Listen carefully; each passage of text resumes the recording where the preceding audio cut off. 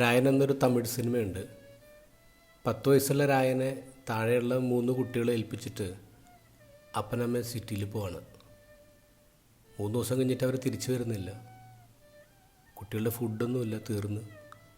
അപ്പോൾ രായൻ ഈ 3 കുട്ടികളെ എടുത്തിട്ട് പൂജാരിയുടെ വീട്ടിൽ പോവാണ്.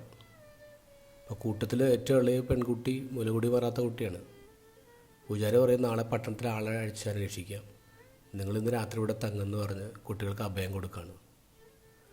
രാത്രി ഉറക്കത്തിലെവിടെയോ രായൻ എഴുന്നേൽക്കുമ്പോൾ കേൾക്കുന്നത് തൻ്റെ ഏറ്റവും ഇളയ അനിയത്തിയെ വില പറഞ്ഞ് ഉറപ്പിക്കുന്നതാണ്. പൂജാരി പറയുന്നത് കേൾക്കാം, 3 ആൺകുട്ടികളില്ല, ആൺകുട്ടികൾ ആരെങ്കിലും കൊണ്ടുപോകും. അപ്പോൾ അവർ പറയില്ല, പെൺകുട്ടിക്കാണ് ഡിമാൻഡ്, പൈസ തരാം. ഇത് കേട്ട് രായൻ ഉറങ്ങിക്കിടക്കുന്ന കുഞ്ഞുങ്ങളെയും തോളത്തെടുത്തിട്ട് രാത്രി അവിടെ നിന്ന് രക്ഷപ്പെടാൻ ശ്രമിക്കുകയാണ്. പക്ഷെ ചെന്ന് വിടുന്നത് പൂജാരിയുടെ മുന്നിലാണ്. പൂജാരി ഈ പെങ്കൊച്ചിനെ തട്ടിയെടുക്കുന്നുണ്ട്. ആ സമയത്ത് അവിടെ ഉണ്ടായിരുന്ന ഭഗവതിയുടെ വാളെടുത്ത് രായൻ പൂജാരി വെട്ടിക്കൊന്ന് താഴെയുള്ള 3 കുഞ്ഞുങ്ങളെയും കൊണ്ട് രക്ഷപ്പെടാണ്.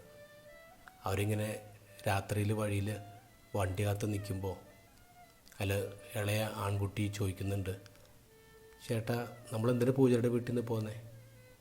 ചേട്ടൻ പറയും, പൂജാരി ദൈവത്തിൻ്റെ അടുത്തോട്ട് പോയി. അപ്പോൾ ഈ ഇളയ കുട്ടി വളരെ നിഷ്കളങ്കമായിട്ട് പറയുന്നുണ്ട്, ദൈവത്തിൻ്റെ അടുത്തേക്ക് പോകാൻ പൂജാരിക്ക് എത്ര എളുപ്പമാണല്ലേ. എൻ്റെ ഗോസ്പലിൽ വളരെ സ്ട്രോങ് ആയിട്ടുള്ള ക്രിറ്റിസിസമാണ് കാണുന്നത്. ഇത്രമേൽ മതാധികാരികളെ ക്രിറ്റിസൈസ് ചെയ്ത് വേറെ ആരും ഉണ്ടാവില്ല ഈ ലോകത്തിൽ ഈശോനെ പോലെ. അത്ര ഹാർഷായിട്ടാണ് പറയുന്നത്. നിങ്ങൾ സ്വർഗരാജ്യത്തിൽ പ്രവേശിക്കുന്നില്ല, സ്വർഗരാജ്യത്തിൽ പ്രവേശിക്കാൻ വേണ്ടിയുള്ള അനുവദിക്കുന്നുമില്ല, നിങ്ങൾക്ക് ദുരിതം.